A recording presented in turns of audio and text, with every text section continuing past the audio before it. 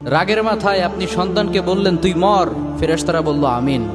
তোর ভবিষ্যৎ অন্ধকার, ফেরেশতারা বলল আমিন।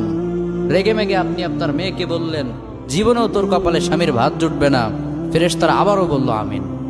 আচ্ছা, আপনি না সেই ব্যক্তি যে তার নিজের জীবনের চাইতেও সন্তানকে বেশি ভালোবাসেন? আপনি না সেই ব্যক্তি যে তার সন্তানের জন্য হাসতে হাসতে নিজের জীবনটাও দিয়ে দিতে পারেন? আপনি না সেই ব্যক্তি যে আল্লাহর কাছে নিজের চাইতেও সন্তানের জন্য বেশি দোয়া করে? তাহলে কি করে নিজের হাতে নিজের সন্তানের এত বড় ক্ষতি করতে পারলেন? Doesn't make any sense. Common sense বলতে কিচ্ছু নাই আপনাদের? আপনারা কি জানেন না আপনাদের রাগের মাথায় বদদোয়া করাগুলো ফেরেশতারা আমিন বলে?